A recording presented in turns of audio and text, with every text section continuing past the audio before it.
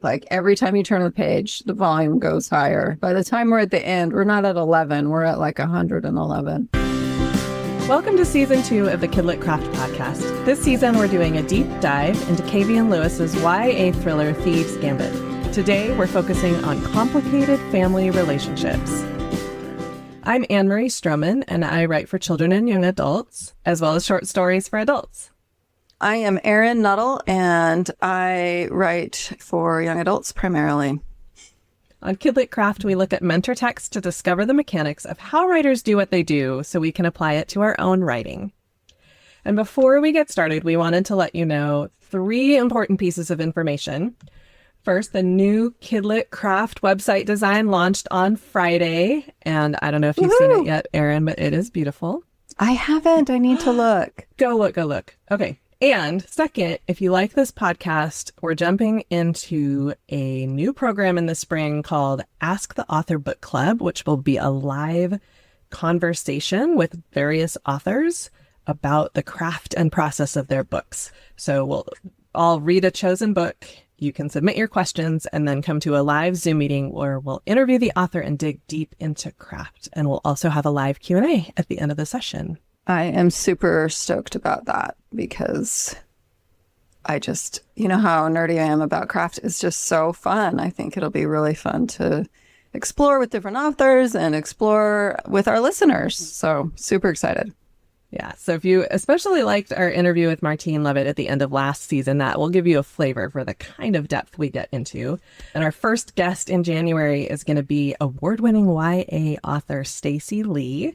And we're going to talk about her YA historical murder mystery, Kill Her Twice. It's got dual point of view, suspense, beautifully written scenes, character voice for days. Oh, for sure.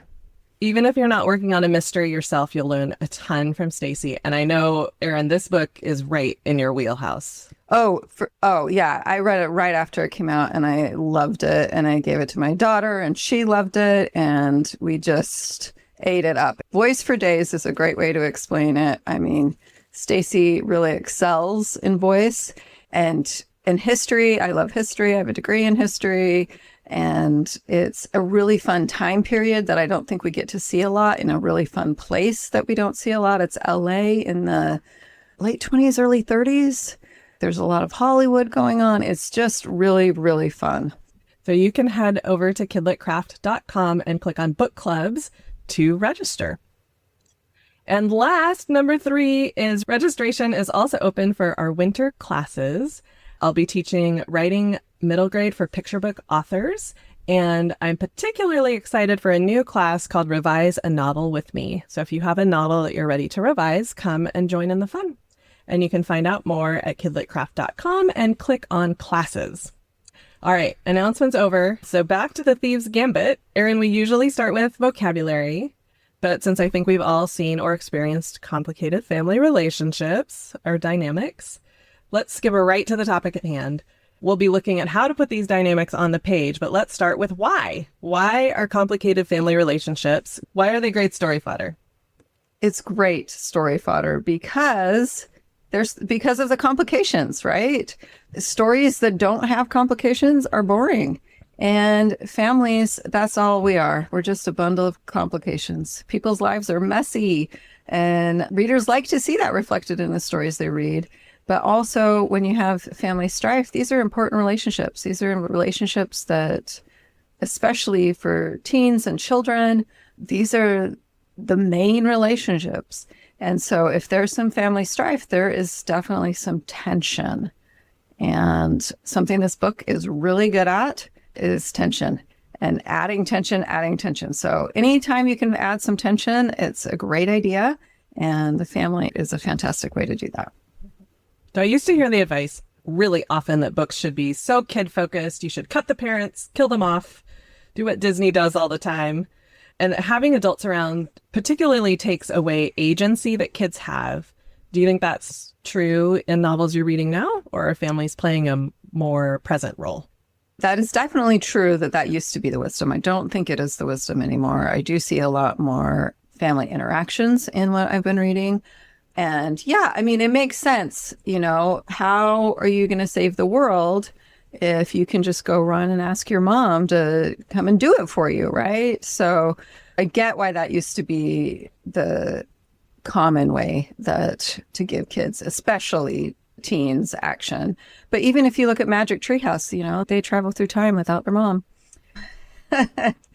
And that's fine. You can have adventures without the parents, but not having any relationship with the parents because they're dead or because they otherwise incapable of being a parent for some reason, then you miss out on the opportunity to add that tension, to add that real world factor. And even if you are writing fantasy or sci-fi or a heist book that really isn't based in reality as much as maybe a coming of age story, then it's okay. You still can use families. You can still use those relationships to deepen characters and to, again, add tension. Yeah, and I feel like she does create isolation here, but she uses that removal of the mom as a part of the story. And I feel like when books we see the effects of a parent who's estranged or a parent who has passed away, that if that's used even subtly a little bit in the story, it makes the story richer. I think it's less common now to just see they're just gone and it doesn't have any effect. Oh, for sure. And yeah, she does isolate. I mean, the mom gets kidnapped early on. And in plenty of books or plenty of stories, right, that would be unrealistic and you wouldn't really believe it, or that the kid maybe even had the ability to get the mom back. But because of the nature of Ross and her life and what she's been trained to do her whole life, then we don't have to suspend our disbelief. We're like, yeah, that's right. That makes sense. Her mom get kidnapped. Of course she does. Yeah, they live this dangerous life. Of course she does. And so we'll talk about it later. But one of the things that Lewis does that's really fantastic is even though mom is not physically present, she is psychologically present for Ross and emotionally present for Ross all the time. Mom's voice is in Ross's head all the time. And, teens and moms and their relationships are really, really interesting because for so long, mom is it. Mom tells you everything and you are like, yeah, this is the gospel, right? You just believe everything and that your mom is a superhero and that you want to be just like her and all of the wonderful things that you get when kids are little. And then at some point, kids turn into teenagers and biologically they want to start pulling away and it's good and it's healthy. And it also adds a lot of tension, right, for a story for this to happen. And this story really explores a lot of that idea of Ross and her mom, who are super close physically, emotionally. She's basically Ross's only friend. And then once she's gone and Ross has to make all these decisions on her own, it changes things, right? It adds depth. And then we'll also learn a little bit more about mom and some of her choices that maybe weren't the gospel. They weren't the best, which is good too, because, moms don't always make the right choice. Spoiler alert. I mean, I do, but yeah, you and me, obviously, we're the exceptions to that. So let's look specifically at what Lewis does to introduce and shape this relationship. So how does Ross feel about her mom at the beginning and what is their relationship like? So in this setup of the story, and of the initial setup of Ross's character, we learn right away that Ross idolizes her mom. I mean, even in the very first line, which we've talked about quite a bit, I mean, it's such a powerful first line. A quest, can't trust anyone in this world except for a quest. And right now we just, in the first line, we just think that that's the narrator's belief system. But then very soon we learn that that's what Ross's mom has taught her. And the second line is, so when a quest, particularly Mama Quest, tells me to curl up like a Twizzler, twisted into a pretzel inside a cabinet so small it would be illegal to keep your dog in a cage the same size, I trust she has good reason for it. Or at least whatever I'm stealing is going to be worth it. And so right there, we understand how much trust Ross places in her mom. But we also learn about mom's personality as we go along in these first few chapters. And so in the beginning of chapter 2, she says, the first words out of mom's mouth after a job are never, "Are you okay, Ross?" Instead, it's, "You have it?" So we also understand that Ross understands that in her mom's priority hierarchy, the job is number one. Okay. And I suppose it could be sold that Mama Quest trusts Ross that she's all right. But it's not really how it comes across, right? I think that's kind of a hard sell. Ross doesn't feel it that way. And that's really what matters, is that Ross feels like for her mom, the job is more important than her. And whether or not that's true, her perception and experience of that really colors her relationship with her mom. Oh, for sure. And it also gives the reader to understand what Mama Quest's expectations of Ross are and the level of pressure that she's under. Because we have just read in the chapter before how tricky it was for Ross to get the item and to get away. And then she was very close to getting hurt.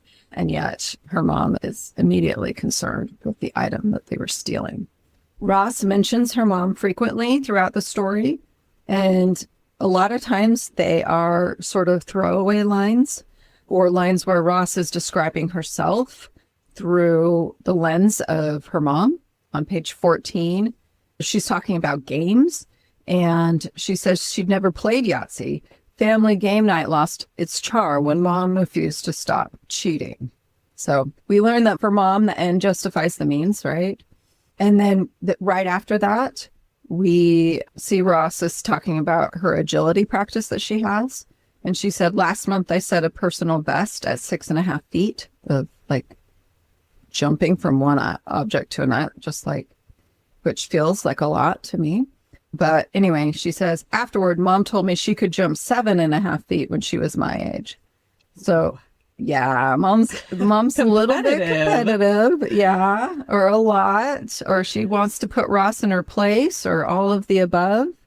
And so we learn a lot about mom right off, and how Ross feels about her mom, and how Ross feels in her relationship with her mom. And yet, with all of this difficulty, we still know that Ross just thinks her mom is the bee's knees. She really threads that needle that there's a deep love between them very clearly. And yet Ross is noticing and bringing up all these different little things about her mom's character that are not that savory. No, you definitely think, whew, Ross, that's difficult. You know, that'd be a difficult way to grow up for sure. So mom is such a strong character, and she really dominates Ross's life. And we talked a little bit last time about Ross's desire to make friends and be a normal kid, and how she was willing to sacrifice her relationship with her mom to do it.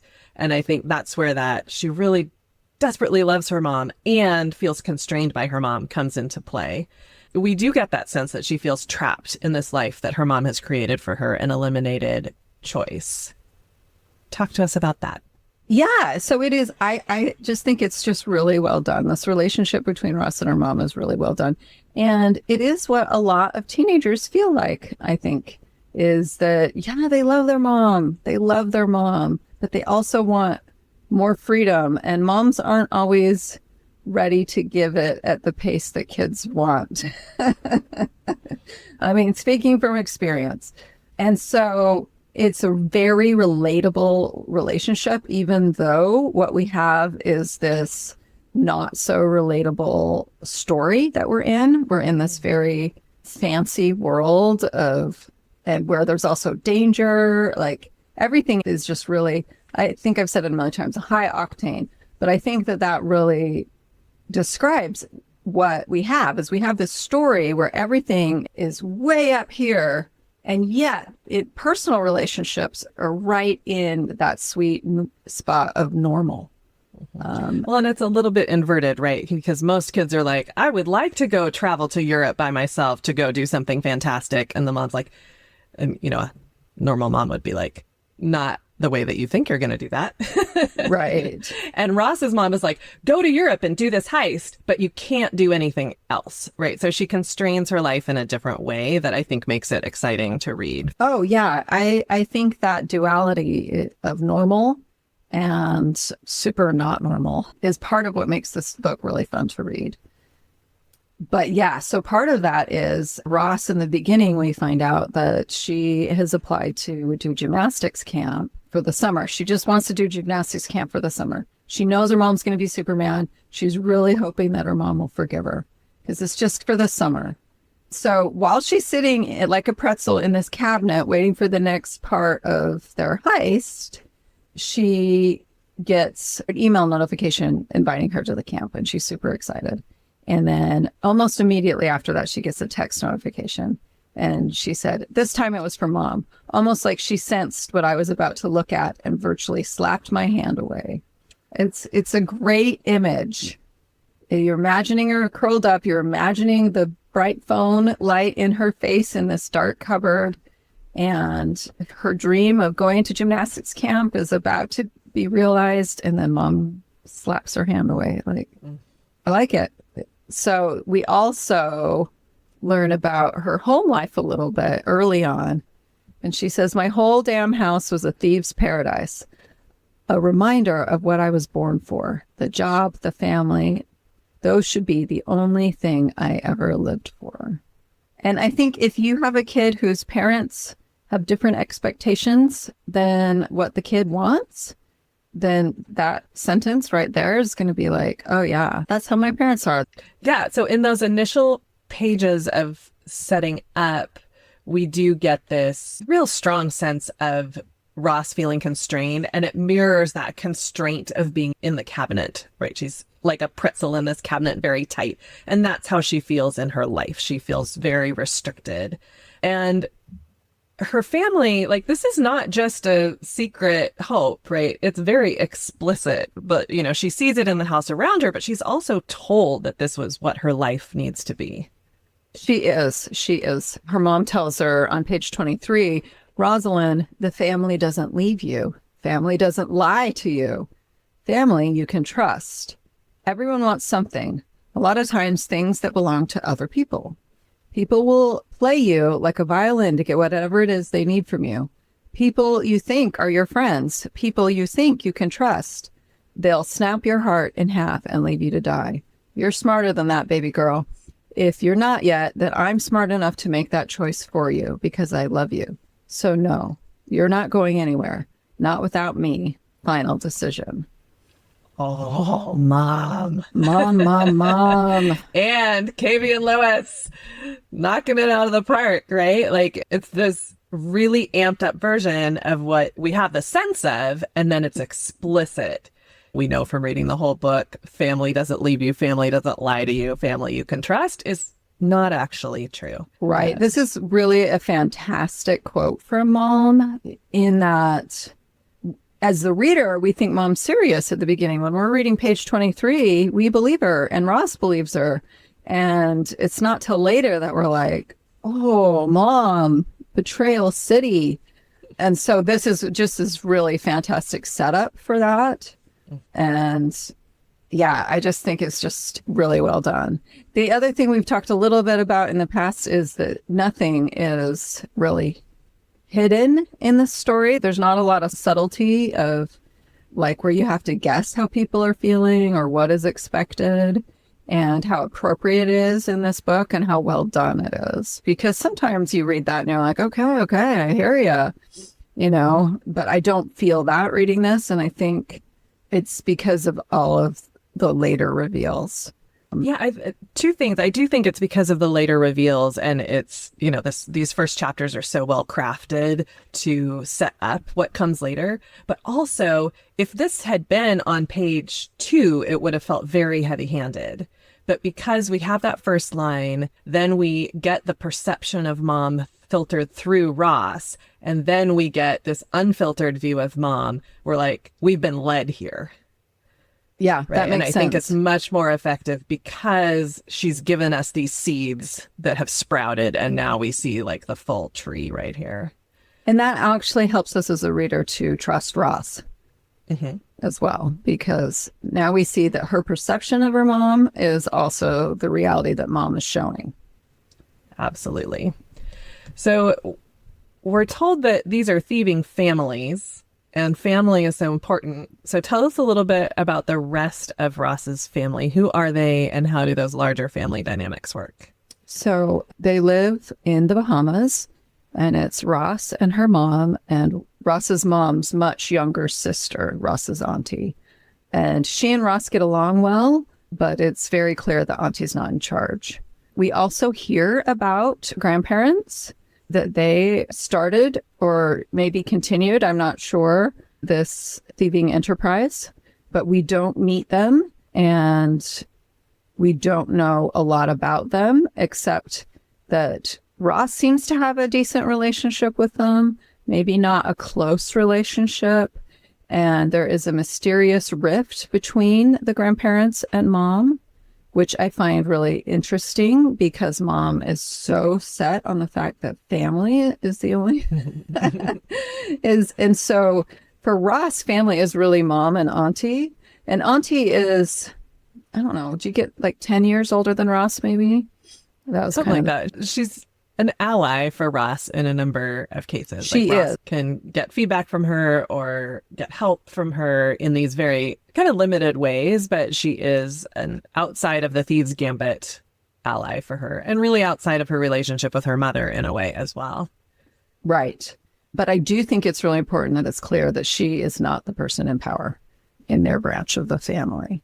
I will say I just bought the second book that comes after this, and I'm excited to read it. I haven't started it yet. I'm excited to read it, and I'm interested to see if we learn more about the grandparents in that book, because we really don't hear a ton about them in this book, other than there's that mysterious rift. So narratively in this one, we have a controlling mom, an aunt who is set up to be an ally, and no real other adults or family in her daily world. And it seems like this helps Lewis in a few ways. It helps her focus those early sections so she doesn't have to introduce a lot of characters, right? Once we get into the Gambit, there are so many important characters. It's nice to have that contrast with fewer characters in the beginning. With the fewer characters, we get to know Ross really well, and her mom as well. Yeah, and that limited number of characters there also really creates this pressure cooker life for Ross. She's the only one who's going to carry on this thieving enterprise after her mom and aunt age out. She doesn't have siblings to diffuse some of the responsibility, and it isolates her so that her need for friends and companionship is greater than it would be if she had a real community or a more widespread community with her family. Oh, for sure. And I think that is what we see in the beginning with the appeal of the gymnastics camp. She has this imagination where she's like hanging out with the friends at the camp, and it's a very poignant idea. And you can really, really feel Ross's loneliness, especially in the beginning. You can feel it throughout the book, but she sets it up so well in the beginning that actually, even though we don't see it as often, we still know that it's there as the story goes on. Yeah. And such a relatable feeling to want to connect with others and to have a life and world outside your family too. For sure. And I mean, I think that's why like extracurriculars and whatnot for kids in high school and middle school is important, because they do get to have those different relationships, and in a way that's different than just sitting next to someone at school. So I think most kids probably can relate to Ross's desires. So let's go back to this idea that Mama Quest really helps Lewis explore the theme of trust. We know that Ross has been taught to trust her mom, and only her mom, and sometimes her auntie. So how does Lewis play with this idea, the theme of trust, in that relationship with Ross's mom? Well, as we talked about in, I think it was episode 2, but don't quote me, trust is the main theme for the book. And so there's a lot of exploration of that, and Ross having to deal with learning how to trust and who to trust and maybe who not to trust. That's one of her big obstacles as she explores relationships with her peers in the Gambit. And as she tries to break away from her mom as well, because she is still relying on that bedrock of her mom through most of the story, which,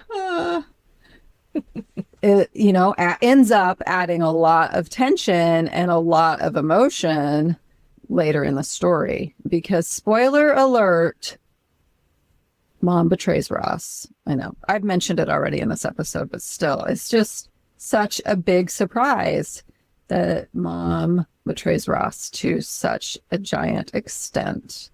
And this is another example of Lewis taking an already deeply explored theme up a notch. Yes, that is what happens.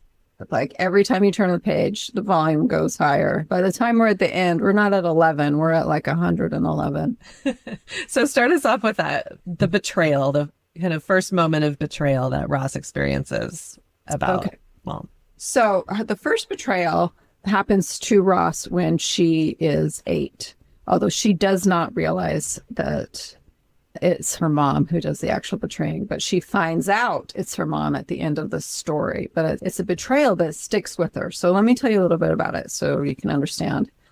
So when Ross and Noelia, who we haven't met yet, but she is from another thieving family who is in the Gambit with Ross, they were best friends when they were like 8. And they were at a ski camp together and they just had so much fun. And Ross finally had somebody whose life was mirrored to hers and she could relate to, who had a demanding parent and a weird life, right? And so they had a great time. And then at the time, Ross believes that Noelia betrays her. And at the end of the story, we find out that it was actually mom who set up Ross and Noelia so that they would believe that each one of them betrayed the other and ruined this friendship in order to teach Ross a lesson that she could only trust her family. And it was a good lesson because Ross really... she really swallowed it, hook, line, and sinker. But Ross finds out towards the end of the story that is what had happened, that she and Noelia were bitter enemies and didn't need to be. They could have been friends this whole time. And mom had ruined that. That is crushing. And it works as a huge betrayal because Lewis has set up this emotional relationship with the mom and these emotional stakes of her mom being kidnapped and trying to get her back. Mom has been the steadiest part of her life. Mom set it up so that she was the steadiest part of her life. And now she starts to realize that she can't trust that one person she knows she can trust. Right. So this whole house of cards that mom set up and that Ross believed was a house of bricks of trust between Ross and her mom has now started to collapse. But of course, we got to turn it up a notch. So of course, I should know to expect this from KV and Lewis. She takes something that's already huge and extreme and makes it bigger and more extreme. How does she do that here?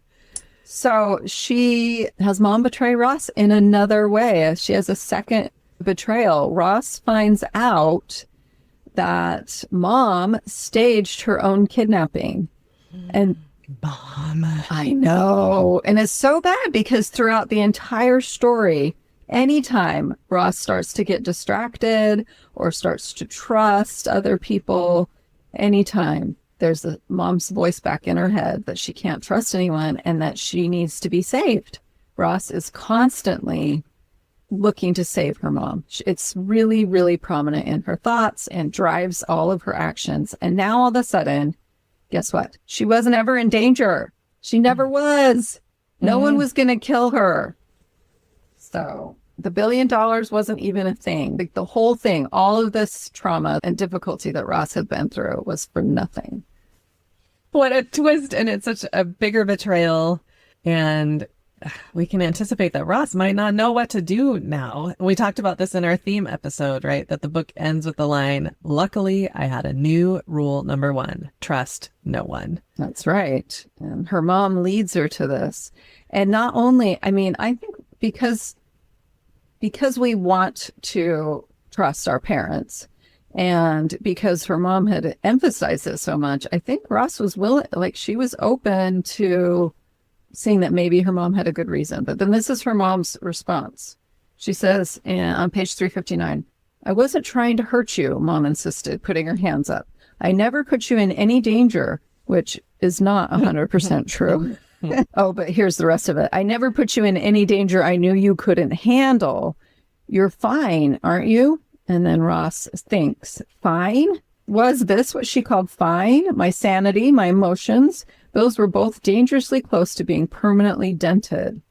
And then Ross realizes that this was all part of a bigger play for her mom to keep her under her thumb for the rest of her life. If her mom had been successful and Ross had never found out that the kidnapping was staged, then Ross would be under her mom's thumb forever. She would never feel free to leave. She would never feel free to be her own person. She would never feel free to make friends, have a romance, have a life.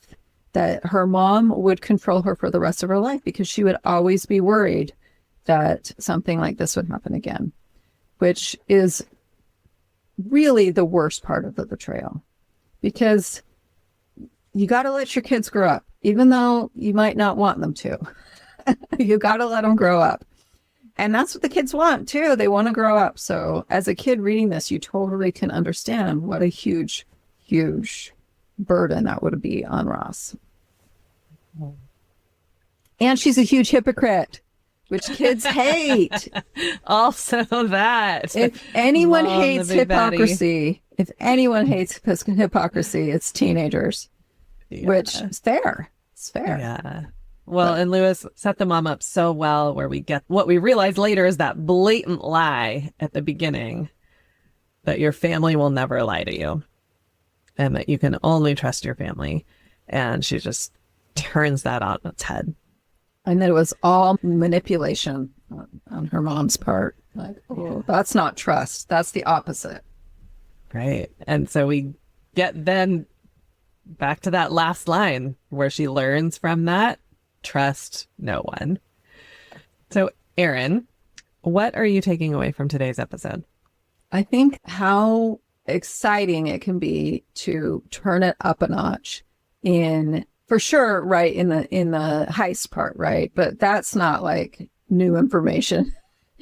But to do so in the emotional arc is something I think we can sometimes be scared of doing. Do we want to ruin that mother-daughter relationship? Because that's, but think about the story payoff for that. It's huge. What about you? I am going to take away what we were talking about with the quote on page 23, where the mom is really explicit about what she thinks Ross should do. And the idea that that can work because of leading up to it, because it confirms something that we already have seen from Ross's perspective. And that using that, I think I shy away from making those big claims or like having someone actually say the thing aloud. And so this, I think, gives me an avenue to do that in the right moments by not having it be the only time we hear it, right? That can be a confirmation of something I've seeded through a portion of the story. With that, I do really like this idea that we are understanding that Ross is reliable to us as the reader. Because it would be really easy to be like, okay, Ross, like, you're telling us this stuff. You're so dramatic. Right. Yeah. And you could do the opposite as well. Like you could, instead of having the mom say something that upheld what Ross has told us, that we could see that maybe Ross sees the world a little differently than reality. So that would also be a way, if you had an unreliable narrator, that you could show your reader that maybe you don't want to trust this person fully. We'll see. Well, keep reading. Yeah. Find out. Unreliable narrators sound scary to write, but someday. Scary and fun. Okay, so Anne-Marie, what is this episode's cool gadget? I always love this portion of this season. So this one's not so much a gadget, but a cool use of an ordinary item, the humble bobby pin. Early in the novel, after Ross has been invited to the Gambit, she's asking her auntie about it in this training room in her house, which is a great moment of world building where they're just in a conversation in this kind of wacky room with all these heisty things in it, practice things. All these heisty things. So her auntie grabs a pair of handcuffs from a box of practice locks and picks them with a bobby pin and then handcuffs Ross with her hands behind her back. And here's what the narration says. On instinct, I double Dutch jumped the cuffs and fished my own bobby pin out of my braids.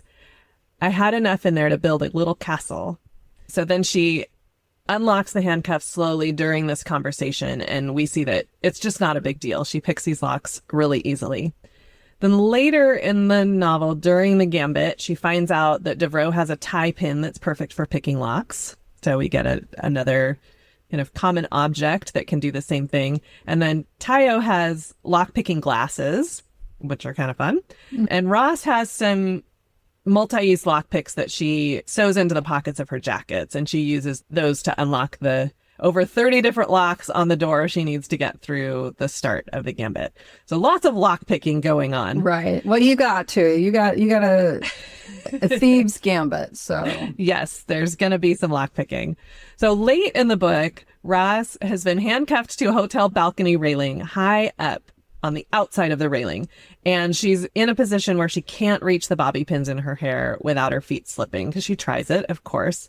Then some kids come out on the next balcony and she asks them to set her bobby pins. And she has the idea that they probably have a dart gun. And so they send Nerf darts to her with bobby pins inserted into them. And so she does get this bobby pin.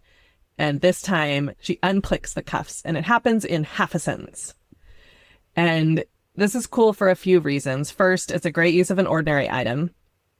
It's also a great use of a kid-focused item, this dart gun that comes in, and it's clever. It was such a fun scene that to have the juxtaposition of Ross like hanging off the balcony in danger, mortal danger.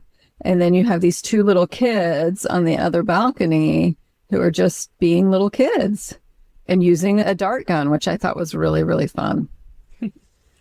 And it's also cool, I will tell you, that because Camion sets up Ross's skills picking locks with bobby pins, and even more specifically picking handcuff locks with bobby pins.